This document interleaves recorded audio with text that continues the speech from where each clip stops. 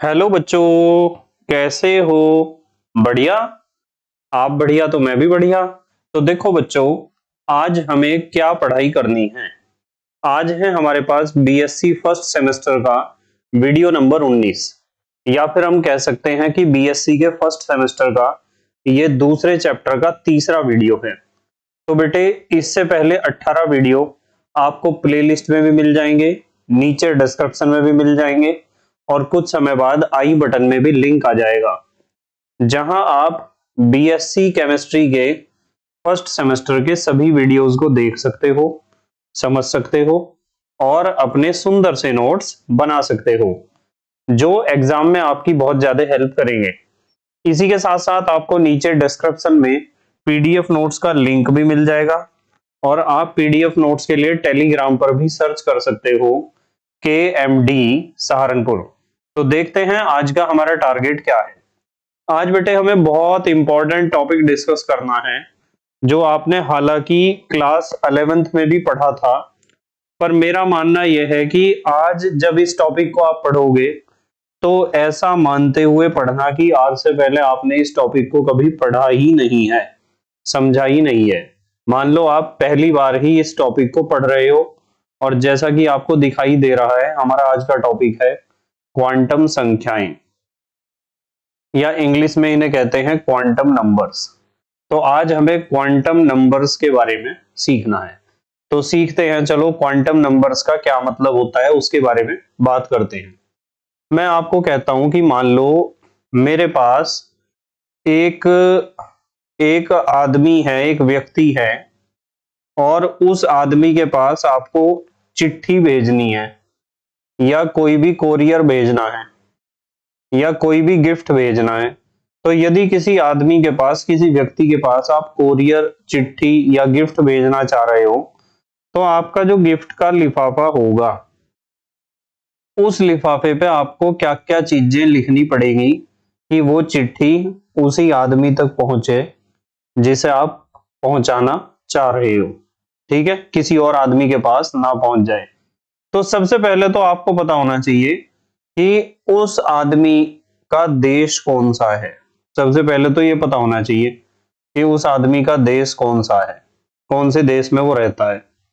उसके बाद आपको पता होना चाहिए उस देश के अंदर उस आदमी का प्रदेश कौन सा है, यानी वो कौन से स्टेट में रहता है। फिर पता होना चाहिए वो कौन से स्टेट में रहता है, और स्टेट के बाद तीसरे नंबर पर हमें पता होना चाहिए कि वो कौन से जिले में रहता है, उसका जिला कौन सा है, यानी कौन सा डिस्ट्रिक्ट है, कौन सा जनपद है। और जिले के बाद हमें पता होना चाहिए कि उस जिले में उस आदमी का गांव कौन सा है, गांव, विलेज, या फिर गांव की जगह वो हो सकती है कॉलोनी, यानी मोहल्ला। तो गांव और मोहल्ला एक ही चीज होती है। ठीक है, जो शहरों में होते हैं उन्हें तो सबको मोहल्ला कह देते हैं या कॉलोनी, और गांव में जो होता है, गांव तो गांव है ही। और पांचवें नंबर पे आपको पता होना चाहिए कि उस आदमी का गांव या मोहल्ला आपको पता चल गया। अब पता होना चाहिए कि उस आदमी का मकान नंबर क्या है, मकान नंबर क्या है। और मकान नंबर के बाद आपको पता होना चाहिए कि उस आदमी का नाम क्या है। समझ में आ रही बात? नाम, और सन ऑफ क्या है, सन ऑफ कहो या फिर डॉटर ऑफ, यानी उसके पिताजी का नाम पता होना चाहिए। तो ये बात हमारी समझ में आई होगी कि किसी भी व्यक्ति के घर यदि आप पत्र, चिट्ठी, लिफाफा, गिफ्ट भिजवाना चाह रहे हैं, तो आपको इन सारी चीजों की जरूरत पड़ेगी, देश की, प्रदेश की, जिला, गांव, मोहल्ला, मकान नंबर और उस आदमी का नाम। और इन सभी चीजों से संबंधित कुछ संख्याएं होती हैं। जैसे मैं आपको एक एग्जांपल देता हूं, अब आपके समझ में आ जाएगा। आपको यदि मैं जिले की बात बताता हूं, तो आपको पता है कि हर एक जिले का अपना अलग अलग कोड होता है। ठीक है, पता है ना, जिसे आप कहते हो पिन कोड। और गांव, मोहल्ला, और गांव से ऊपर जिले के बाद ब्लॉक भी आता है। तो ब्लॉक का, गांव का, मोहल्ले का, जिले का, इन सब के पिन कोड होते हैं ना। आपको अपना एड्रेस जो है, अपना पता जो है, उसका पिन कोड जरूर पता होगा आपको, क्या पिन कोड है। तो नॉर्मली क्या होता है कि हम तो केवल अपने क्षेत्र का पिन कोड जानते हैं, पर जो विकसित देश हैं, उन विकसित देशों में प्रदेश, जिला, गांव, मोहल्ला, इन सब के लिए भी एक नंबर होता है। आपको इनके लिए तो नंबर पता है, आपको अपने जिले का पिन कोड पता होगा, या अपने गांव का या मोहल्ले का पिन कोड पता होगा, पर जब इसका मतलब ये दोनों चीजें संख्याओं पर निर्भर करती हैं, संख्याओं से हम इनका पता लगाते हैं। ठीक है, जैसे हमारे सहारनपुर का जिले का पिन कोड है 247001, ये पिन कोड है सहारनपुर का। ठीक है, तो इस पिन कोड पर हम सहारनपुर किसी भी चिट्ठी को भेज सकते हैं या किसी भी गिफ्ट को। अब आपको मकान नंबर बताओ, क्या मकान नंबर कोई संख्या होती है या नहीं? जैसे किसी का मकान नंबर होगा 2441, किसी का मकान नंबर होगा 25, किसी का होगा 2C/25, इस तरह के मकान नंबर होते हैं ना। तो मकान नंबर भी एक नंबर है। तो किसी भी आदमी की वास्तविक स्थिति, कि वो आदमी वास्तविकता में कहां रहता है, उसका वास्तविक पता लगाने के लिए हमें कुछ चीजों की जरूरत पड़ी, कुछ संख्याओं की जरूरत पड़ी। जैसे ये एक संख्या है और ये एक संख्या है, और इन संख्याओं की सहायता से हमने उस व्यक्ति की वास्तविक स्थिति, वास्तविक पोजीशन पता कर ली। इसी तरीके से कोई भी एटम है आपके पास, क्या है एटम? एटम माने परमाणु। कोई भी परमाणु है और उस परमाणु में बहुत सारे इलेक्ट्रॉन होते हैं ना इलेक्ट्रॉन। भाई कोई तो परमाणु ऐसा होगा जिसमें एक ही इलेक्ट्रॉन होगा, किसी परमाणु में 2 होंगे, किसी में 15 होंगे, किसी में 20 होंगे, किसी में 100 इलेक्ट्रॉन होंगे। तो एटम में जितने भी इलेक्ट्रॉन हैं, उन इलेक्ट्रॉन में से किसी एक इलेक्ट्रॉन को आप पकड़ लो और उस इलेक्ट्रॉन की वास्तविक स्थिति और ऊर्जा यदि आपको ज्ञात करनी है, तो आपको इसी तरीके से कुछ संख्याओं की जरूरत पड़ेगी, और उन संख्याओं को हम कहते हैं उस इलेक्ट्रॉन की क्वांटम संख्याएं या क्वांटम नंबर्स। मैं दोबारा रिपीट कर रहा, इस बात को ध्यान से समझना, 1 मिनट में रिपीट कर रहा। यदि किसी आदमी या किसी व्यक्ति की वास्तविक स्थिति आपको पता करनी है, तो उसकी वास्तविक स्थिति पता करने के लिए उसका एड्रेस पता होना चाहिए। ठीक है, और एड्रेस पता करने के लिए कुछ संख्याओं की आवश्यकता होती है। ये सब संख्याएं हैं। क्या है संख्याएं? देश, प्रदेश, जिला, गांव, मोहल्ला, मकान नंबर और उस आदमी का नाम। इसी तरीके से किसी भी एटम में, किसी भी परमाणु में, किसी भी इलेक्ट्रॉन की वास्तविक स्थिति और ऊर्जा का पता लगाने के लिए जिन विशेष प्रकार की संख्याओं की हमें जरूरत पड़ती है, उन संख्याओं को हम कहते हैं क्वांटम संख्याएं या क्वांटम नंबर्स। बताओ समझ में आई क्या बात? आ गई ना? चलो अगली बात करते हैं। देखो देखो क्या लिखा हुआ है, क्वांटम संख्याएं या क्वांटम नंबर्स। किसी एटम में किसी इलेक्ट्रॉन की वास्तविक पोजीशन यानी स्थिति और एनर्जी अर्थात ऊर्जा को ज्ञात करने के लिए जिन नंबर्स का यूज किया जाता है, उन्हें उस इलेक्ट्रॉन के क्वांटम नंबर्स कहते हैं।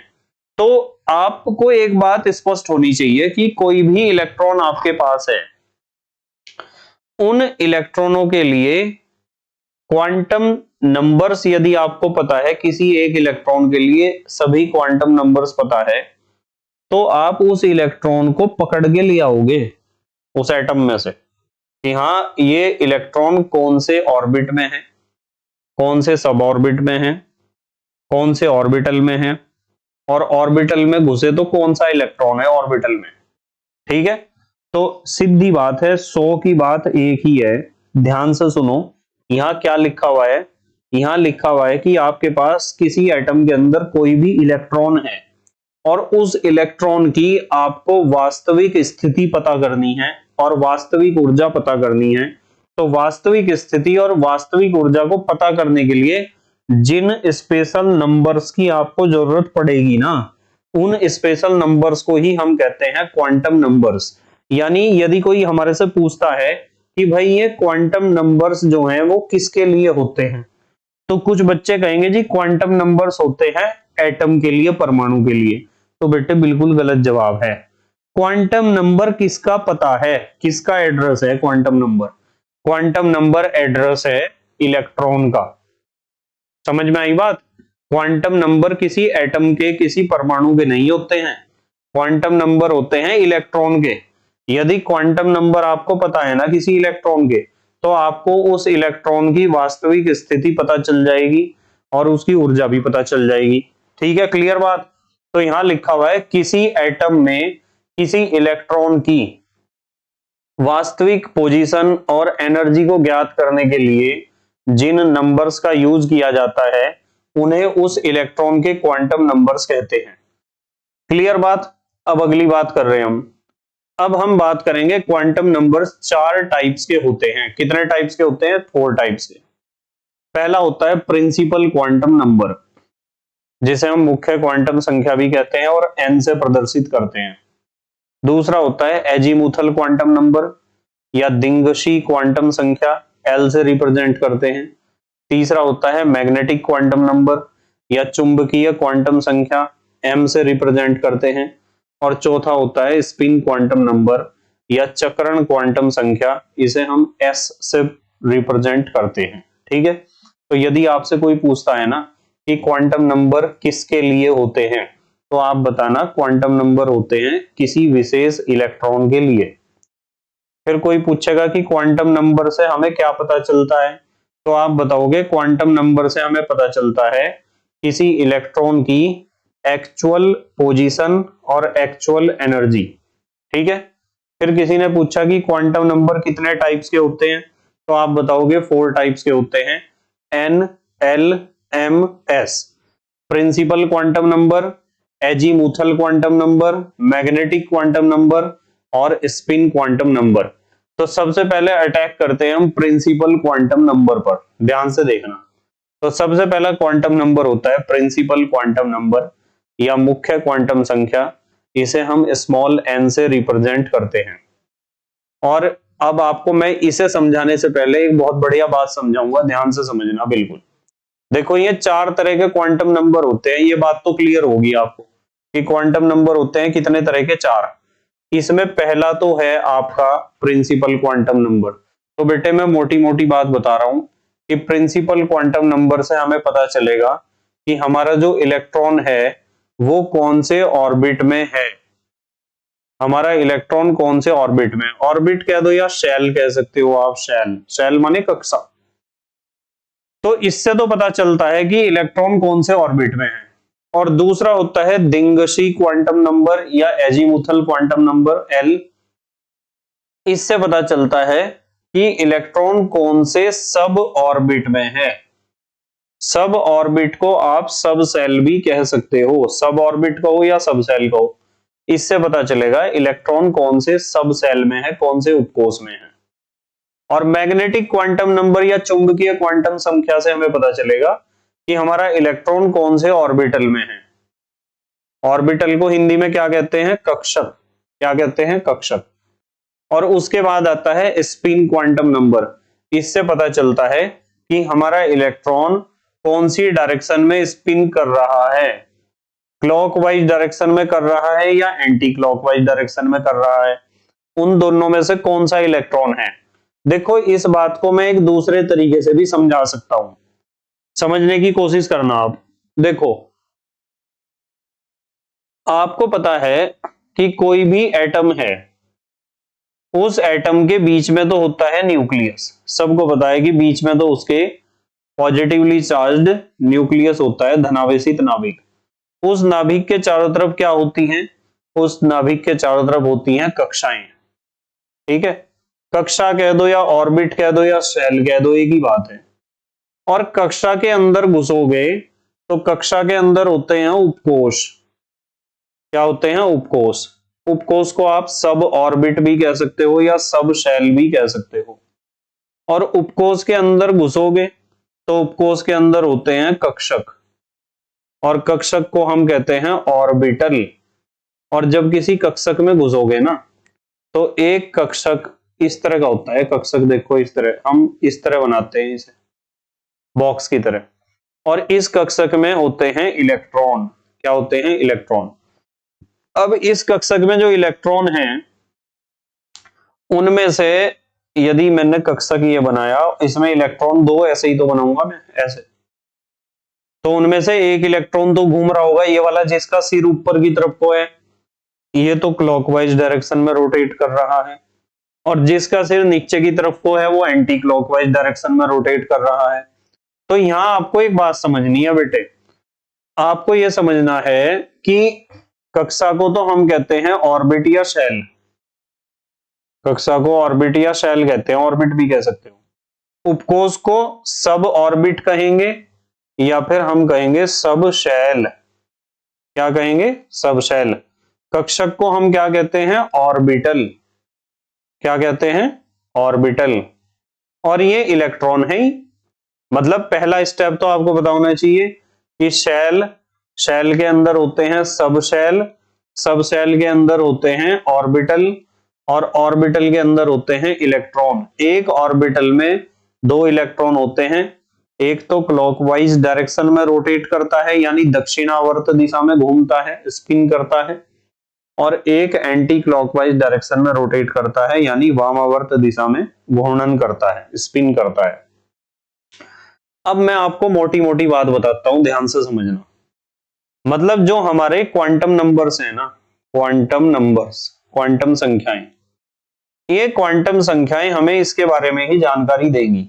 जैसे यदि आपको यूं पता करना ना इलेक्ट्रॉन कौन सी कक्षा में है, तो उसके बारे में बताने वाली प्रिंसिपल क्वांटम नंबर होगा, या मुख्य क्वांटम संख्या से आपको यह पता चलेगा कि जिस इलेक्ट्रॉन के बारे में आप जानकारी प्राप्त करना चाह रहे हो वो इलेक्ट्रॉन कौन सी कक्षा में है, कौन से शेल में है।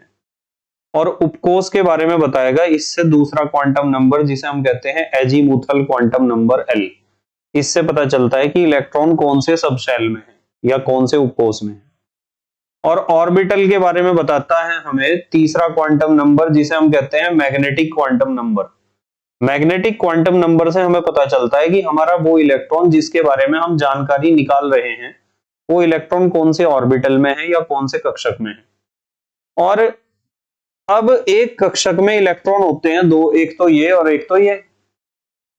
तो इलेक्ट्रॉन कौन सा है, क्लॉकवाइज वाला है या एंटी क्लॉकवाइज वाला? हम जिस इलेक्ट्रॉन के बारे में जानकारी प्राप्त कर रहे हैं, जानकारी जुटा रहे हैं, वो इलेक्ट्रॉन वास्तविकता में इन दोनों में से कौन सा है उसके बारे में जानकारी देता है हमें स्पिन क्वांटम नंबर, चक्रण क्वांटम संख्या।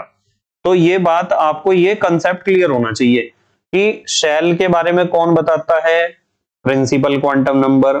सब शेल के बारे में कौन बताता है? Azimuthal quantum number. ऑर्बिटल के बारे में कौन बताता है? Magnetic quantum number. और इलेक्ट्रॉन का रोटेशन कौन बताता है? इलेक्ट्रॉन का स्पिन कौन बताता है? Spin quantum number. चलो अब देखते हैं ये सारी बातें हमारी समझ में आई या नहीं आई। हमें पता चल गया, एक मोटी बात पता चल गई कि प्रिंसिपल क्वांटम नंबर यानी मुख्य क्वांटम संख्या n, इससे हमें पता चलता है कि इलेक्ट्रॉन कौन सी कक्षा में है, कौन से ऑर्बिट में है, कौन से शेल में है। एजीमुथल क्वांटम नंबर यानी दिंगशी क्वांटम संख्या l, इससे पता चलता है कि इलेक्ट्रॉन कौन से सब ऑर्बिट में है या कौन से सब शेल में है या कौन से उपकोष में है। मैग्नेटिक क्वांटम नंबर या चुंबकीय क्वांटम संख्या m से हमें पता चलता है कि इलेक्ट्रॉन कौन से ऑर्बिटल में है या कौन से कक्षक में है। और स्पिन क्वांटम नंबर या चक्रण क्वांटम संख्या s से हमें पता चलता है कि वो इलेक्ट्रॉन दोनों में से कौन सा है, क्लॉकवाइज वाला है या एंटी क्लॉकवाइज वाला है। तो ध्यान रखना, ऑर्बिट या शेल, सब शेल, ऑर्बिटल और इलेक्ट्रॉन का रोटेशन। क्लियर बात? चलो अब पढ़ते हैं इन सारी बातों को डीपली। सबसे पहले हम बात करते हैं प्रिंसिपल क्वांटम नंबर या मुख्य क्वांटम संख्या या n के बारे में। जैसा कि मैंने आपको अभी बताया है कि इस क्वांटम संख्या से हमें पता चलता है कि इलेक्ट्रॉन कौन सी कक्षा, ऑर्बिट या शेल में स्थित है तथा उस शेल या उस इलेक्ट्रॉन की एनर्जी कितनी है। मतलब एनर्जी, यदि मैं आपको कह दूं कि चलो यहां बात कर रहे हैं हम कि हमारा ये न्यूक्लियस है और ये पहली कक्षा है, ये दूसरी कक्षा है, ये तीसरी कक्षा है, ये चौथी कक्षा है, ये पांचवी कक्षा है, ये छठी कक्षा है। तो इन कक्षाओं के नाम ऐसे होते हैं K, L, M, N, O, P, और 7वीं कक्षा होती है Q। और जैसा कि आपने पहले भी पढ़ा होगा कि आज तक किसी भी ऐसे एटम की खोज नहीं हुई है जिसमें 7 से ज्यादा कक्षाएं हों, 7 से ज्यादा ऑर्बिट हो, 7 से ज्यादा शेल हो। आज तक जितने भी एटम, जितने भी एलिमेंट्स को साइंटिस्ट ने सर्च किया है, खोजा है, पता लगाया है उनका, उनमें कोई भी एटम ऐसा नहीं मिला जिसके पास 7 से ज्यादा ऑर्बिट हो। तो इसलिए हम यहां 7 तक ही चले हैं। देखो 1, 2, 3, 4, 5, 6 और 7, 7 तक ही तो चले। तो यदि मैं आपको कह दूं कि एक इलेक्ट्रॉन तो ऐसा है, एक इलेक्ट्रॉन तो मेरे पास ऐसा है जो पहली कक्षा में घूम रहा है, और एक ऐसा है जो 7वीं कक्षा में घूम रहा है, और मैं पूछ लूं कि पहली कक्षा के इलेक्ट्रॉन की एनर्जी ज्यादा होगी या 7वें ऑर्बिट में जो इलेक्ट्रॉन घूम रहा है उसका एनर्जी ज्यादा होगा? तो इस लाइन को पढ़ो ध्यान से इसे। एनर्जी ऑफ इलेक्ट्रॉन या energy of shell is directly proportional to the N. तो यूं बताओ कि के शेल के लिए एन की वैल्यू कितनी होती है? 1। तो इसमें जो इलेक्ट्रॉन घूम रहा ना पहली कक्षा में, पहले ऑर्बिट में, उसका एनर्जी कम होगा क्योंकि उसके लिए एन की वैल्यू कम है। और जो 7वें ऑर्बिट में इलेक्ट्रॉन घूम रहा है उसके लिए एन की वैल्यू ज्यादा है, यानी कक्षा की संख्या ज्यादा है, ऑर्बिट का नंबर ज्यादा है, इसलिए इसका एनर्जी ज्यादा होगा। ध्यान रखना। देखो एक चीज मैं और बताता हूं आपको, देख लो, वैसे तो ये बात स्पष्ट हो ही गई आपके। देखो यदि आप ऑर्बिट और शेल को देखोगे और एन का वैल्यू निकाल लोगे, तो पहले ऑर्बिट को हम के कहते हैं, दूसरे को एल, तीसरे को एम, चौथे को एन, फिर ओ, पी, क्यू, 7 तक होते हैं ऑर्बिट, इससे ज्यादा ऑर्बिट नहीं होते। तो इनके लिए पहले ऑर्बिट के लिए या पहले शेल के लिए एन का वैल्यू 1 होता है, दूसरे ऑर्बिट के लिए एन का वैल्यू 2 होता है, तीसरे के लिए 3, चौथे के लिए 4, 5वें ऑर्बिट या शेल को हम O से प्रदर्शित करते हैं और इसके लिए एन का वैल्यू 5 होता है, और छठे के लिए 6, 7वें के लिए 7। तो जो ऑर्बिट या शेल का नंबर होता है ना, उस ऑर्बिट या शेल के नंबर को ही हम कहते हैं एन, प्रिंसिपल क्वांटम नंबर। अब यहां कुछ बच्चे सोचते हैं कि सर प्रिंसिपल क्वांटम नंबर से क्या और भी कुछ फायदा है? हाँ है, देखो जरा। दूसरा फायदा प्रिंसिपल क्वांटम नंबर से यह है कि आपको पता है कि हमारा जो न्यूक्लियस है, इस न्यूक्लियस के चारों तरफ इलेक्ट्रॉन इस तरीके से घूम रहा है, इस तरीके से ऐसे घूम रहा इलेक्ट्रॉन, इस तरीके से इसका चक्कर काट रहा। तो यूं बताओ जब चक्कर काट रहा तो उसमें कोई ना कोई एंगुलर मोमेंटम तो होगा ही। ठीक है, क्या होगा? एंगुलर मोमेंटम तो होगा ही उसमें, कुछ ना कुछ। ठीक है, कोणीय संवेग कुछ ना कुछ होगा ना। तो हम कोणीय संवेग निकाल सकते हैं उसका।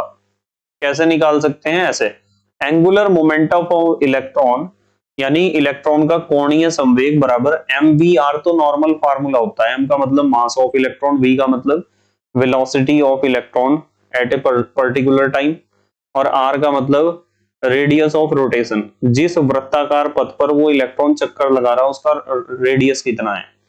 तो फार्मूला होता है NH/2π। अब यदि आपको किसी भी इलेक्ट्रॉन का किसी भी टाइम कोणीय संवेग निकालना है, एंगुलर मोमेंटम निकालना है, तो आप इस फार्मूले को यूज कर सकते हो, NH/2π। S तो प्लैंक कांस्टेंट है, पाई की वैल्यू आपको पता ही है, 22/7 होती है। तो यहाँ n क्या है यूं बताना जरा, बताओ n क्या है? n बेटे हमारा प्रिंसिपल क्वांटम नंबर है, यानी ऑर्बिट का नंबर, यानी कक्षा की संख्या, यानी शेल की संख्या। तो हमारा जो प्रिंसिपल क्वांटम नंबर है, इससे एक फायदा यह भी है कि हम किसी भी ऑर्बिट में घूमते हुए इलेक्ट्रॉन का angular momentum at a particular time calculate कर सकते हैं with the help of principal quantum number. तो कुल मिला के सारी बातों का एक ही निष्कर्ष है, मोटी मोटी बात यह है कि प्रिंसिपल क्वांटम नंबर आपको बताएगा कि आपका इलेक्ट्रॉन कौन से ऑर्बिट में है। पहले ऑर्बिट में है, पांचवें में है, छठे में है, सातवें में है, दूसरे में, कौन से ऑर्बिट में है। और जितना उसका ऑर्बिट बड़ा होगा ना, उतना ही उसका एनर्जी भी ज्यादा ही होगा, ठीक है, और साइज भी उतना ही ज्यादा होगा उसके ऑर्बिट का। तो दूसरा क्वांटम नंबर होता है एजीमुथल क्वांटम नंबर। इसे सब्सिडरी क्वांटम नंबर भी कहते हैं। इसे हिंदी में कहते हैं दिंगशी क्वांटम संख्या या सहायक क्वांटम संख्या भी कहते हैं। कुछ लोग इसे कहते हैं गौण क्वांटम संख्या, एल से इसे रिप्रेजेंट करते हैं। ये सारी नाम आपको ध्यान रखने हैं, कभी एग्जाम में आ जाए गौण क्वांटम संख्या किसे कहते हैं, ठीक है। तो जैसा कि आपको पता है कि कक्षा कक्षा के अंदर उपकोष होते हैं, यानी ऑर्बिट के अंदर होते हैं सब ऑर्बिट, या फिर शेल के अंदर होते हैं सब शेल। तो इससे हमें यही पता चलेगा कि हमारा इलेक्ट्रॉन कौन से उपकोष में है, कौन से सब शेल में है। तो इस क्वांटम संख्या से हमें पता चलता है कि इलेक्ट्रॉन कौन से सब शेल यानी उपकोष में स्थित है, तथा उस सब शेल की आकृति यानी शेप कैसी है। आपको पता है ना, एस सब शेल यदि है तो उसका शेप होता है स्फेरिकल, और यदि पी सब शेल है तो उसका शेप होता है डंबल शेप, और डी है तो डबल डंबल, और एफ का हमें आज तक पता ही नहीं चला। तो अब यहाँ कुछ बातें आपको सीखनी है। ये जो एजीमुथल क्वांटम नंबर एल होता है ना, दिंगशी क्वांटम संख्या, ये बहुत इंपॉर्टेंट है न्यूमेरिकल्स के हिसाब से। यदि मैं इधर सब शेल लिखूं और इधर एल की वैल्यू निकालना चाहूं, तो इस टेबल में, जो ये टेबल मैंने यहाँ बना रखी है, इसमें तो रट्टा मार लो। वैसे आपने क्लास 11th में और 12th में भी इसमें रट्टा मार रखा होगा। सब सेल चार तरह के होते हैं, एस, पी, डी, एफ। अब तक जितनी खोज हुई है उसके बारे में ही मैं बात कर रहा हूं। वैसे कुछ लोगों का कहना यह है कि एफ के बाद जो अगला सब सेल आएगा उसका नाम होगा जी, पर वहां तक हम नहीं पहुंचते। Subshell s, p, d, f तक ही बात करेंगे। और एस सब सेल के लिए एल का वैल्यू होता है 0, पी के लिए 1 होता है, डी के लिए 2 होता है, और एफ के लिए होता है 3। तो ध्यान रखना, S p d F 0 1 2 3, S p d F 0 1 2 3, S p d F 0 1 2 3। याद रखोगे S p d F 0 1 2 3। S सब सेल के लिए एल की वैल्यू क्या होती है? 0। पी के लिए 1 होती है, डी के लिए 2 होती है, और एफ के लिए 3 होती है, ठीक है। अब क्यों होती है आगे हम इसके बारे में डिस्कस करेंगे। एक तो ये बात ध्यान रखनी है, एक बात आपको यह ध्यान रखनी है, किसी एक ही सेल के सब सेल्स की एनर्जी, मान लो मैं चौथी कक्षा की बात कर रहा, तो चौथी कक्षा का जो एस सब सेल होगा यानी 4s, और चौथी कक्षा का पी होगा, चौथी का डी होगा, और चौथी कक्षा का एफ होगा। तो यदि कोई आपसे पूछता है ना कि 4s, 4p, 4d और 4f, इसमें बताओ सबसे कम एनर्जी किसकी होगी, तो सबसे कम एनर्जी बेटे 4s की होती है, उससे ज्यादा 4p की होगी, फिर 4d की होगी, फिर 4f की। यानी किसी एक कक्षा के उपकोषों की ऊर्जाओं की तुलना कर रहे हैं हम, किसी एक ही सेल के सब सेल्स की एनर्जी का कंपैरिजन कर रहे हैं। तो एक ही सेल में जब घुसोगे ना, तो उसमें जो सब सेल हैं, उन सब सेल में जो एस सब सेल है उसका एनर्जी सबसे कम होता है, और एफ यदि उसमें है तो उसका एनर्जी सबसे ज्यादा होगा एफ का। क्लियर बात? अच्छा, एक चीज और सीखनी है इसमें। देखो मैंने क्या सिखाया, एक तो मैंने आपको सिखाया कि यदि आपको सब सेल पता है तो एल की वैल्यू आप निकाल लोगे एस पी डी एफ 0 1 2 3 से। फिर आपको सिखाया कि यदि आप किसी एक ही सेल के सब सेल्स की एनर्जी का कंपैरिजन मारोगे, तो एस सब सेल का एनर्जी सबसे कम होता है, पी का उससे ज्यादा, डी का उससे ज्यादा, एफ सब सेल का एनर्जी सबसे ज्यादा होता है, यदि आप केवल एक ही कक्षा में घुस के उसके उपकोषों की एनर्जी को चेक कर रहे हो। ठीक है, यूं नहीं कि अलग अलग सेल्स के आपने सब सेल उठा लिए और उनका कंपैरिजन मार रहे, वहां बात कुछ अलग चलेगी। ठीक है, कैसे चलेगी बात करेंगे यदि कोई क्वेश्चन आया तो। हालांकि कल मैंने जब एस ऑर्बिटल आपको समझाया था तो वहां बताई थी ये बात। ठीक है, चलो मैं अभी तो इसके बारे में नहीं बताता। यहां देखो, एन के लिए एल के कुल मान होते हैं एन के बराबर, ये बहुत काम की चीज है। और जो 0 से n-1 तक चलते हैं, मतलब यदि आपने एल के कुल मान निकालने हैं ना, टोटल वैल्यूज ऑफ एल, तो आप एन के बराबर ही आएंगे में, और 0 से n-1 तक आएंगे। देखो मैं बताता हूं इस चीज को, जैसे इस टेबल को देख लो आप ध्यान से। नीचे एक टेबल बना रखी है, इसमें यहाँ तो लिख रखा है n यानी प्रिंसिपल क्वांटम नंबर, यहाँ लिख रखा है l यानी एजीमुथल क्वांटम नंबर। अब मैं आपको यूं सिखा रहा कि जो l के वैल्यू होंगे वे n के बराबर होंगे। मैं इसके बराबर में ऊपर लिख देता हूं n के बराबर, जितने n होंगे उतने ही वैल्यू होंगे। पहले इसी चीज को चेक करेंगे। और फिर कहा 0 से n-1 तक, और ये चलेंगे 0 से स्टार्ट होंगे और कहां तक चलेंगे, n-1 तक चलेंगे, 0 से स्टार्ट होंगे। अब चेक कर लो आप जरा इस बात को, यदि n का वैल्यू 1 है यानी पहली कक्षा है, तो L का एक ही मान होगा, L का एक ही वैल्यू होगा, क्योंकि L के कुल मान n के बराबर होते हैं और n का मान कितना है, 1, तो L का एक ही मान होगा। और L स्टार्ट कहां से होता है, 0 से, तो 0 ही होगा। कितना होगा, 0। ठीक है, क्लियर बात। 0 से n-1 तक, यानी 0 से n की वैल्यू यहां कितनी है, 1, 0 से 1-1 तक, और 1 में से 1 घटाओगे तो 0, 0 से 0 तक, 0 से 0 तक तो 0 ही होता है। तो मतलब आपको इस चीज को भी चेक करना है कि कितने वैल्यू हैं और कहां से कहां तक हैं। मतलब ध्यान सिर्फ इतना रखो, दिमाग को ज्यादा घुमाओ ना। मान लो मैं आपको कह रहा कि चलो आप इस बात को लिखो ना, आप सिर्फ इस बात को समझो। ठीक है, n का वैल्यू 1 है तो एक ही वैल्यू होगा इसका, l का 0। n का मान 2 है तो इसके दो ही मान होंगे, 0 और 1, है ना, 0 और 1। और 3 है तो तीन ही मान होंगे, 0 1 2, 0 से ही स्टार्ट होने। n का वैल्यू 4 है तो इसके 4 ही वैल्यू होंगे, 0 1 2 3।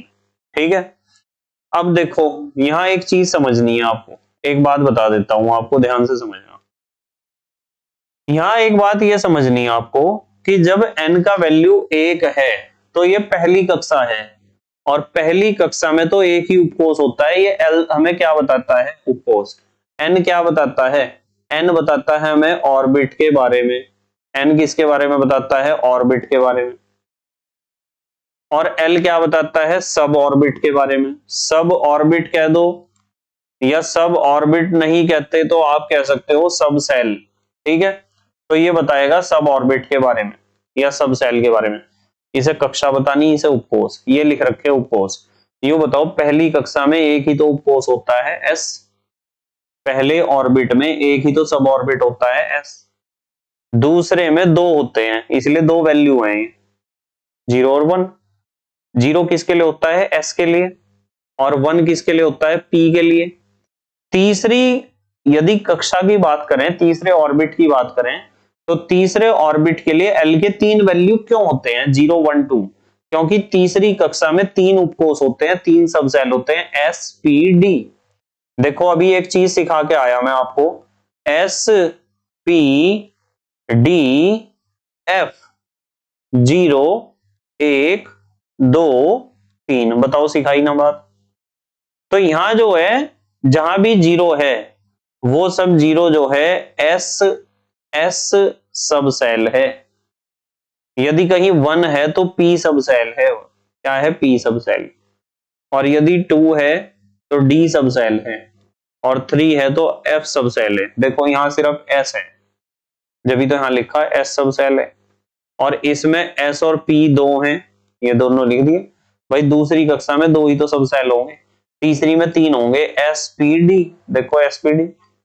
चौथी कक्षा में 4 सब सेल होंगे, SPDF, देखो SPDF। मतलब कहने की बात यह है कि कई सारी चीजें यहां एक साथ आ रही समझ में हमारे। यूं आ रहा कि किसी भी सेल में यदि आपको n की वैल्यू पता है तो आप n से l निकाल सकते हो। एक वैल्यू है तो एक ही होगी इसकी, 0। l की वैल्यू बस 0 से स्टार्ट होनी है, इस बात का ध्यान रखना कि 0 से स्टार्ट होनी है बस। और जितने मान इसके होंगे ना उतने ही यहां वैल्यू आएंगे। एक वैल्यू है तो 0 ही है, n का वैल्यू 2 है तो 2 होंगे, 0 और 1। n का वैल्यू 3 है तो 3 वैल्यू होंगे, 0 1 2। n का वैल्यू 4 है तो 4 वैल्यू होंगे, 0 1 2 3। ठीक है, अब यहां कुछ बच्चे सोच रहे होंगे जी n का वैल्यू 5 तो लिख देते हैं। n का वैल्यू 5 है तो 0 1 2 3 4 हो जाएगा बस, और क्या। पर आज तक कोई भी ऐसा एटम नहीं देखा वैज्ञानिकों ने कि जिसमें यहां 5 सबसेल आपको देखने को मिल रहे हो, S p d F G भी देखने को मिल रहा हो। अब अगले बात तो कर रहे कि जी सबसेल फ्यूचर में जरूर मिल जाएगा, हमें कोई एटम ऐसा मिल जाएगा जिसमें जी सबसेल में इलेक्ट्रॉन घूम रहा होगा, पर अभी मिल जाएगा है ना, मिला तो नहीं। जो मैं यहाँ 4 से आगे एन को ले जाऊंगा आपको समझाने के लिए, 5वें में भी एसपीडीएफ ही मिला है, और छठे में मिला है एसपीडी, और 7वें में एसपी मिला है। अगले वीडियो में इसी चीज को समझा दूंगा आपको मैं, जब आप वो प्रिंसिपल पढ़ेंगे। ठीक है, क्लियर होगी बात। अच्छा, एक चीज और है, angular momentum of electron MVR h/2π√L/L+1, यानी एजीमुथल क्वांटम नंबर से भी हम एंगुलर मोमेंटम निकाल सकते हैं इलेक्ट्रॉन का। प्रिंसिपल क्वांटम नंबर से भी हमने निकाल लिया था एंगुलर मोमेंटम, आप एजीमुथल क्वांटम नंबर से भी एंगुलर मोमेंटम निकाल सकते हो, कोणीय संवेग निकाल सकते हो। ठीक है, चलो अगली तीसरी क्वांटम नंबर की बात करेंगे, तीसरे की मैग्नेटिक क्वांटम नंबर। हमने अब तक पढ़ा एन, एन ने हमें बताया कि इलेक्ट्रॉन कौन से ऑर्बिट में है। फिर पढ़ा एल, एजीमुथल क्वांटम नंबर, इसने बताया कि इलेक्ट्रॉन कौन से सब ऑर्बिट या सबसेल या उपकोष में है। तीसरा हम पढ़ रहे हैं एम, एम हमें बताएगा भाई सेल के अंदर सबसेल और सबसेल के अंदर ऑर्बिटल, ये ऑर्बिटल के बारे में बताएगा। मैग्नेटिक क्वांटम नंबर या चुंबकीय क्वांटम संख्या m से इसे प्रदर्शित करते हैं। इस क्वांटम नंबर से हमें पता चलता है कि इलेक्ट्रॉन कौन से ऑर्बिटल में स्थित है। ठीक है, क्लियर बात। n प्रिंसिपल क्वांटम नंबर ने बताया था कि कौन से ऑर्बिट में है, एजीमुथल क्वांटम नंबर ने हमें बताया था इलेक्ट्रॉन कौन से सब ऑर्बिट में है, और मैग्नेटिक क्वांटम नंबर हमें बता रहा है कि इलेक्ट्रॉन कौन से ऑर्बिटल में है। ठीक है, इस क्वांटम नंबर से हमें पता चलता है कि इलेक्ट्रॉन कौन से ऑर्बिटल में स्थित है तथा उस ऑर्बिटल की शेप, साइज व डायरेक्शन क्या है। ठीक है, शेप और साइज पता चल जाएगा, डायरेक्शन पता चल जाएगी। डायरेक्शन अब कहां से आ गई सर, मुझे यूं बताओ, यदि p ऑर्बिटल है तो p ऑर्बिटल 3 तरह के नहीं होते, px, py और pz। यदि हमें px पता चल गया तो उसकी डायरेक्शन नहीं बता देंगे हम कि x एक्सिस के पैरेलल है वो। पी वाई कहाँ है, डायरेक्शन y एक्सिस के पैरेलल है पी वाई की डायरेक्शन, और पी जेड की डायरेक्शन कहाँ है, z एक्सिस के पैरेलल। तो बताओ, मैग्नेटिक क्वांटम नंबर से हमें शेप और साइज का तो पता चलेगा ही, पर डायरेक्शन का भी तो पता चलेगा। शेप का पता कैसे चलेगा, s ऑर्बिटल है तो गोल है, p ऑर्बिटल है तो डंबल जैसा है, d ऑर्बिटल है तो डबल डंबल जैसा, ये शेप पता चल गई ऑर्बिटल से हमें। साइज, यदि वो दूसरे ऑर्बिट का p है, p ऑर्बिटल है तो छोटा होगा साइज में, और यदि वो 5वें ऑर्बिट का p ऑर्बिटल है तो साइज में बड़ा नहीं होगा क्या, तो साइज का भी तो पता चलेगा, और direction x y z axis के रेस्पेक्ट में हमें पता चलेगी। m के मान -l से +l तक होते हैं।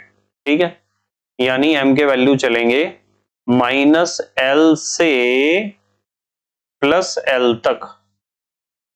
अब देखो कैसे, यदि l का वैल्यू 0 है ना तो 0 ही होगा भाई, 0 में क्या माइनस और प्लस लगाओगे आप। l के वैल्यू हमने 4 ही पढ़े, 0 1 2 3, s p d f, यही तो पढ़े हमने। सब ऑर्बिट, l का मतलब सब ऑर्बिट या सबसेल या उपकोष, s p d f। तो l की वैल्यू 0 है तो m का 0 ही होगा वैल्यू। l का वैल्यू 1 है तो m का वैल्यू -l से +l तक जाता है, -1 से +1, -1 0 +1। और यदि 2 है l का वैल्यू तो m के वैल्यू -2 से +2 तक जाएंगे। l के वैल्यू 3 है तो m के वैल्यू -3 से +3 तक जाएंगे। अब यहां मैं एक बात बताता हूं आपको, ये बात तो आपकी समझ में आ गई होगी कि कहां से कहां तक जाएंगे और कैसे जाएंगे। मुझे एक बात बताओ, यदि 0 1 2 3 की बात चल रही तो यूं बताओ, s p d और f की बात नहीं चल रही है। और सबको पता है कि यदि मैं इसमें ऑर्बिटल देखूं तो ऑर्बिटल आपको बताए थे 1 3 5 7, यही तो बताए थे। ऑर्बिटल 1 3 5 7 नहीं होते भाई, एस के ऑर्बिटल हम एक बॉक्स नहीं बनाते क्या, पी के ऑर्बिटल में हम 3 बॉक्स नहीं बनाते, इस तरह बनाते हैं ना। और डी के ऑर्बिटल में हम बनाते हैं 5 बॉक्स, 1 2 3 4 और 5, 5 बॉक्स बना दिए। और एफ के ऑर्बिटल में 7 बनाते हैं, 1 2 3 4 5 6 7, 7 बनाते हैं इसमें। अब मुझे यूं बताओ, जब एस उपकोष है, एस सब सेल है, तो इसमें एक ही ऑर्बिटल होगा, एक ही वैल्यू तो है। इसमें 3 होंगे तो 3 वैल्यू हैं। बताओ ऑर्बिटल को रिलेट नहीं हो रहे क्या यहाँ? ये सारी बातें एक दूसरे से अंतर संबंधित हैं, इंटरकनेक्टेड हैं सारी बातें। मतलब कुल मिला के आप जब डी सब सेल को देखोगे तो उसमें 5 ही ऑर्बिटल हैं, इसलिए 5 वैल्यू आए, 1 2 3 4 5। और एफ सब सेल में 7 ऑर्बिटल होते हैं, 7 वैल्यू आए, 1 2 3 4 5 6 7। और ये भी हम 7 ही बनाते हैं। आ रहा ना समझ में खेल सारा? मतलब कुल मिला के बात पता क्या है? बात यह है कि ये जो हमारी क्वांटम नंबर्स है ना, इन क्वांटम नंबर से हमें किसी भी इलेक्ट्रॉन की एग्जैक्ट और एक्चुअल पोजीशन और एक्चुअल एनर्जी का पता चलता है एट ए पर्टिकुलर टाइम। ठीक है बेटे, ध्यान रखना इस बात को। अब देखो मैं बहुत बढ़िया लॉजिक सिखाऊंगा आपको। एक m के कुल मान 2l प्लस 1 से निकलते हैं। m के कुल मान किससे निकलते हैं? 2l प्लस 1 से। अप्लाई करके दिखाऊं? 2l प्लस 1, तो यहां मैं लगाऊंगा 2, यहां ऊपर लिख रहा मैं 2l प्लस 1, यह फार्मूला है। 2l, l की वैल्यू कितनी है? 0 प्लस 1, कितना हो जाएगा वैल्यू बताओ? ये हो जाएगा 2 की 0 में multiply, 0 plus 1, 0 plus 1 is equal to 1। तो l बराबर 0 के लिए एक ही तो वैल्यू आया। अब इसके लिए निकाल के दिखाऊं? 2l की जगह 1, 2l प्लस 1 कितना आया? 2 एकम 2 प्लस 1 कितना आया? 3।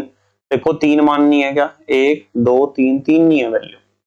और इसके लिए निकालना जरा 2l प्लस 1, 2l की वैल्यू 2 है प्लस 1 कितने आए? 2 दूनी 4 प्लस 1 कितने आए? 5 आए। 5 देखो 1 2 3 4 5, 5 नहीं आए।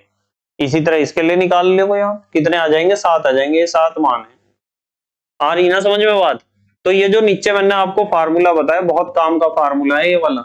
m के कुल मान निकालने हैं तो 2l प्लस 1 से निकाल सकते हो। और यदि इससे भी झक्कास फार्मूला चाहिए तो m के कुल मान निकालने तो n स्क्वायर से निकाल सकते हो। अब ये फार्मूला यहाँ बच्चों को हजम नहीं होता जी, कैसे? ये बात तो हमारी समझ में आ गई कि m के कुल मान is equal to 2l plus 1, पर m के कुल मान n स्क्वायर कैसे आया? अब इसे करके दिखाऊंगा आपको, इसे सिद्ध करके दिखा रहा। चलो m के कुल मान is equal to n square. देखो मैं आपको यूं कह रहा कि यहां तो मैं लिखूंगा n, और यहां लिखूंगा l, और यहां लिखूंगा m तक ही तो चलना है। चलो प्रैक्टिस कर रहे। यदि पहली कक्षा है तो n का मान 1 होगा, 1 है तो इसका एक ही मान होगा 0, और m का भी एक ही मान होगा 0। क्यों होगा मैं बताता हूं।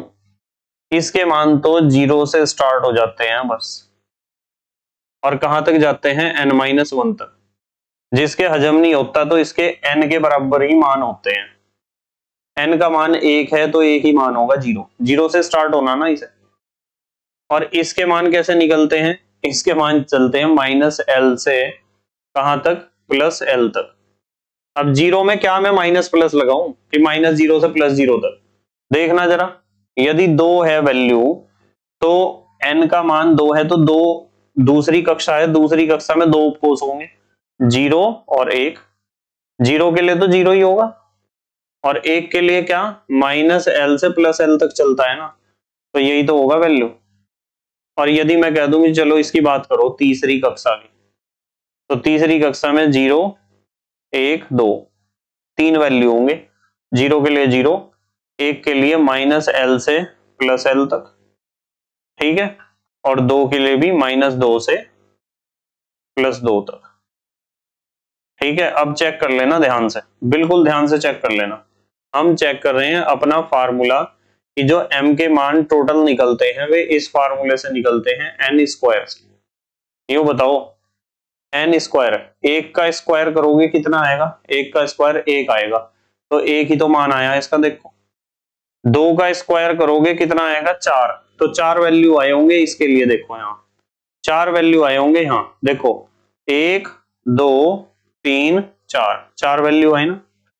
और यदि तीन का स्क्वायर कर दोगे तो तीन तिया नौ, नौ वैल्यू आए होंगे, एक दो तीन चार पांच छह सात आठ नौ, नौ नहीं आई वैल्यू। तो ये टोटल वैल्यू कैसे निकाल ले हमने, एन स्क्वायर से आप डायरेक्ट हिट कर सकते हो यदि टोटल वैल्यू निकालने हो।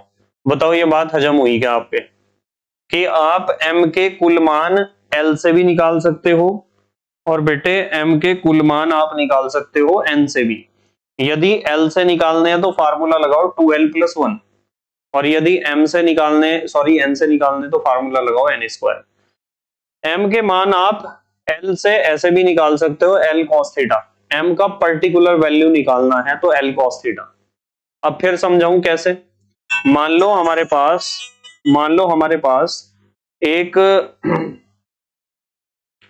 मान लो हमारे पास L का वैल्यू ये ले लेते हैं, चलो L का वैल्यू हमारे पास 1 है, ऊपर से उठाया मैंने, L का वैल्यू 1 है, तो मैं यहां तो लिखूंगा 1 cos, और थीटा मान लो हमारे पास है 0 डिग्री, तो 1, और cos 0 का वैल्यू याद है आपके, cos 0 का वैल्यू होता है 1, तो ये हो जाएगा 1 × 1, इसका मतलब 1 यानी +1।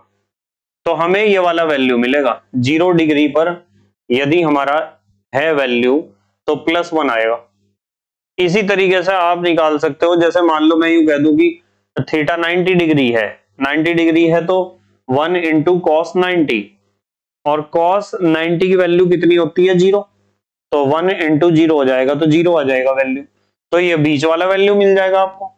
ठीक है, इसी जिस तरह हमने L की जगह 1 लिखा, 2 भी लिख सकते हैं, 3 भी, पर इसकी जरूरत आपको पढ़ने की नहीं अभी। अभी तो सिर्फ इतना समझ लो कि हाँ ये बात है कि m की वैल्यू हम L cos थीटा से एग्जैक्ट वैल्यू निकाल सकते हैं। क्लियर बात। चलो अगली बात कर रहे हैं, आ गया हमारे समझ में मैग्नेटिक क्वांटम नंबर आ गया। अब आते हैं नंबर 4 पर, स्पिन क्वांटम नंबर या चक्रण क्वांटम संख्या, जिसे हम s से प्रदर्शित करते हैं। सीधी सी बात है, स्पिन माने क्या होता है, स्पिन माने घूमना होता है। इस तरह मान लो आपका ये इलेक्ट्रॉन है, ये इलेक्ट्रॉन जब ये इसका अक्ष है, घूर्णन अक्ष, रोटेटरी एक्सिस, और इसके रोटेटरी एक्सिस के चारों तरफ ये ऐसे घूमता है स्पिन। मतलब एक तो ये, यदि मैं कह दूं कि ये न्यूक्लियस है, न्यूक्लियस के चारों तरफ तो ये घूमता ही है, पर ये अपनी एक्सिस पे भी तो घूमता है। तो कुछ इलेक्ट्रॉन तो ऐसे, मान लो ये इलेक्ट्रॉन है और ये इलेक्ट्रॉन है, तो कुछ इलेक्ट्रॉन तो ऐसे जो इस डायरेक्शन में घूमते हैं, जिसे कहते हैं क्लॉकवाइज डायरेक्शन, घड़ी की सुइयों की दिशा, या दक्षिणावर्त दिशा भी इसे कहते हैं। और कुछ इलेक्ट्रॉन घूमते हैं ऐसे। यदि आपके पास एक ऑर्बिटल है ना, मान लो मैं आपको कह दूं कि मेरे पास ये एक ऑर्बिटल है, एक बॉक्स, और इस बॉक्स में दो इलेक्ट्रॉन आपने भरे, एक तो ऐसे और एक तो ऐसे, तो जो जिसका मुंह ऊपर की तरफ को करा ना, वो क्लॉकवाइज डायरेक्शन में रोटेट करता है, और जिसका मुंह आपने नीचे की तरफ को करा वो एंटी क्लॉकवाइज डायरेक्शन में रोटेट करता है। जो इलेक्ट्रॉन क्लॉकवाइज डायरेक्शन में रोटेट करता है उसके लिए s का वैल्यू +½ होता है, और जो एंटी क्लॉकवाइज डायरेक्शन में रोटेट करता है उसके लिए s का वैल्यू होता है -½ ये बात समझनी है आपको। क्लियर। तो मतलब कहने की बात यह है कि आपको पता चल गया n से हमें क्या पता चलता है, n से पता चलता है कि इलेक्ट्रॉन कौन सी कक्षा में है, कौन से शेल में है। l से हमें पता चलता है कि इलेक्ट्रॉन कौन से सब शेल में है, यानी कौन से उपकोश में है। m से हमें पता चलता है कि इलेक्ट्रॉन कौन से कक्षक में है या कौन से ऑर्बिटल में है। और s से हमें पता चलता है कि जब एक ऑर्बिटल में घुसते हैं ना, यहां देखो, यहां ऑर्बिटल में घुसते हैं तो दो इलेक्ट्रॉन हैं, तो उसमें हमें पता चलता है कि इन दोनों में से वो इलेक्ट्रॉन है कौन सा, s बताता है। यदि s का वैल्यू +½ है तो वो इलेक्ट्रॉन होता है ये पहले वाला, और यदि s का वैल्यू -½ है तो दूसरे वाला होता है। बस ये है बात, मोटे मोटे तरीके से समझने का यही तरीका है। देखो इस क्वांटम संख्या से हमें पता चलता है कि इलेक्ट्रॉन का स्पिन क्लॉकवाइज है या एंटी क्लॉकवाइज। यदि इलेक्ट्रॉन का स्पिन तथा इलेक्ट्रॉन की स्पिन एनर्जी का भी पता चलता है, जिसे हम एंगुलर मोमेंटम भी कह सकते हैं, वो कितना है। एस के कुल मान, यदि आपको एस के कुल वैल्यू निकालने तो 2n स्क्वायर से आप निकाल लोगे। तो नया फार्मूला है 2n स्क्वायर, अभी आगे अप्लाई करके दिखा दूंगा। मान लो आपके पास एक ऑर्बिटल है, उस एक ऑर्बिटल में दो इलेक्ट्रॉन आते हैं, एक तो ऊपर की तरफ को सिर होता है, दूसरे का नीचे की तरफ। जिसका सिर ऊपर की तरफ होता है उसके लिए एस की वैल्यू होती है +12, और जिसका सिर नीचे की तरफ होता है उसके लिए एस की वैल्यू होती है -12। यानी यदि सारे के सारे ऑर्बिटल भरे हुए हैं, सारे पूरे भरे हुए हैं, तो आधे इलेक्ट्रॉन जिनका सिर ऊपर की तरफ को है उनके लिए एस की वैल्यू +12 होगी, और जिनका सिर नीचे की तरफ को है उनके लिए एस की वैल्यू -12 होगी। ठीक है। अब आप जो है एंगुलर मोमेंटम या स्पिन एनर्जी निकाल सकते हो उसकी हेल्प से। mvr is equal to h √s into s+1/2 pi. ये बिल्कुल वैसा ही है, h/2 पाई को चाहे अलग लिख लेना आप, यानी ये s क्या है, स्पिन क्वांटम नंबर है। अब देखो यहां बच्चे कंफ्यूज होते हैं कि सर एंगुलर मोमेंटम हमने n से भी निकाला, l से भी और s से भी निकाल रहे हैं। n और l से जो एंगुलर मोमेंटम निकलता है वो वाला निकलता है जब इलेक्ट्रॉन न्यूक्लियस के चारों तरफ चक्कर काटता है, और इससे एंगुलर मोमेंटम निकलता है स्पिनिंग का, अपने अक्ष पर घूमने वाला। ठीक है। अब थोड़ा सा हम इस टेबल के बारे में बात करेंगे। इस टेबल में हमने चारों क्वांटम संख्याओं को समझा रखा है, n l m s। ठीक है। यहां आपको एक बात पता होगी कि l 0 से स्टार्ट होगा, 0 से। ठीक है। और m -l से स्टार्ट होके कहां तक जाएगा, +l तक जाएगा। और s तो ऐसा है कि आधे इलेक्ट्रॉन के लिए तो +12 होगी वैल्यू, आधों के लिए -12 होगी। ये चीज आपको समझनी है, और ये टेबल आपको बनानी आनी चाहिए यदि लॉन्ग क्वेश्चन एग्जाम में आ जाता है क्वांटम नंबर का। n बराबर 1 के लिए l का वैल्यू 1 ही होगा, 0, और l इज इक्वल टू 0 के लिए m का एक ही वैल्यू होगा, 0। m का एक वैल्यू है, इसका मतलब एक ही ऑर्बिटल है, यानी एक ही बॉक्स है, और एक ऑर्बिटल में दो इलेक्ट्रॉन होंगे। एक इलेक्ट्रॉन के लिए s का वैल्यू +12 होगा जिसका मुंह ऊपर की तरफ को होगा, और दूसरे के लिए -12 होगा जिसका मुंह नीचे की तरफ को होगा। अब आ जाते हैं n इज इक्वल टू 2 पे, यानी दूसरे शेल पर। दूसरे शेल, दूसरी कक्षा या दूसरे ऑर्बिट की बात करें तो इसके l के लिए दो वैल्यू होंगे, जितना यहाँ वैल्यू होता है ना n का, उतने ही वैल्यू l के होते हैं। दो हैं तो दो वैल्यू होंगे, 0 1। 0 के लिए तो m 0 ही रहता है, 1 के लिए चला जाता है -1 से +1। अब ऑर्बिटल गिनो कितने हुए भाई। यहां तो हमें पता चल रहा है ऑर्बिट का या शेल का या कक्षा का, यहां पता चल रहा है हमें सब ऑर्बिट का या सब शेल का या उपकोश का, और यहां हमें पता चल रहा है ऑर्बिटल का या कक्षक का, और यहां पता चल रहा है इलेक्ट्रॉन के रोटेशन का या चक्रण का। तो दूसरा जब शेल आता है उसके लिए n की वैल्यू 2 होती है, n की वैल्यू 2 है तो l के दो ही वैल्यू होंगे, 0 और 1। 0 के लिए m का वैल्यू 0 ही होगा, और 1 के लिए चलेगा -1 से +1। तो टोटल ऑर्बिटल हुए 1 2 3 4। 4 ऑर्बिटल माने 4 बॉक्स, और 4 बॉक्स में 4 दूनी 8 इलेक्ट्रॉन। 8 इलेक्ट्रॉनों में से 4 इलेक्ट्रॉनों का मुंह ऊपर की तरफ को है, तो 4 इलेक्ट्रॉनों के लिए इसका वैल्यू +12 होगा, और 4 इलेक्ट्रॉनों का मुंह नीचे की तरफ को है तो 4 इलेक्ट्रॉनों के लिए इसका वैल्यू -12 होगा। अब आ जाओ आप n इज इक्वल टू 3 पर, यानी तीसरे शेल पर, तीसरे ऑर्बिट पर या तीसरी कक्षा पर। n इज इक्वल टू 3 के लिए l के तीन ही वैल्यू होंगे, 0 1 2। 0 के लिए m का वैल्यू 0, 1 के लिए -1 से +1, और 2 के लिए -2 से +2। कितने ऑर्बिटल हुए, 1 2 3 4 5 6 7 8 9। 9 दूनी 18 इलेक्ट्रॉनों में से 9 इलेक्ट्रॉनों का मुंह ऊपर की तरफ को, या 9 इलेक्ट्रॉनों के लिए s का वैल्यू +12 है, और 9 इलेक्ट्रॉन्स का मुंह नीचे की तरफ को होगा, 9 इलेक्ट्रॉनों के लिए s का वैल्यू -12 है। अब आ जाते हैं हम n इज इक्वल टू 4 पर। n इज इक्वल टू 4 का मतलब चौथी कक्षा, चौथा ऑर्बिट या चौथा सेल। l के 4 मान होंगे, 0 1 2 3। ठीक है। 0 के लिए 0, 1 के लिए -1 से +1, 2 के लिए -2 से +2, 3 के लिए -3 से +3। ऑर्बिटल गिनो कितने हैं, गिनोगे टोटल ऑर्बिटल आ जाएंगे 16। इलेक्ट्रॉन 16 दूनी 32, 32 में से 16 इलेक्ट्रॉनों का मुंह ऊपर की तरफ को है और 16 का नीचे की तरफ को है। क्लियर बात। तो ये टेबल भी आपको जरूर बनानी आनी चाहिए NLMS की। तो यदि एग्जाम में क्वेश्चन आता है क्वांटम नंबर्स का, तो आपको इतना बड़ा लॉन्ग क्वेश्चन आता है, तो एक तो पहले बता दो कि क्वांटम नंबर का मतलब क्या है, मतलब क्या डेफिनेशन है इसकी। फिर बताओ कि क्वांटम नंबर्स कितने तरह के होते हैं, NLMS, और फिर चारों की डिटेल दे दो, और फिर चारों को एक साथ इस टेबल में समझा दो। यहां तक का काम आपको एग्जाम में करके आना है यदि लॉन्ग क्वेश्चन आया। ठीक है। क्वांटम नंबर्स के ऊपर और कैसे शॉर्ट क्वेश्चन आ सकते हैं उनके बारे में मैं अगले वीडियोस में डिस्कस करूंगा आपके साथ। बस मेहनत और ईमानदारी से पढ़ाई करते रहो और अपने हैंड रिटन नोट्स बनाते रहो। जैसे ही मैं घर पहुंचूंगा तुरंत आपको PDF नोट्स प्रोवाइड करा दूंगा। ठीक है। तो thank you very much for watching this video.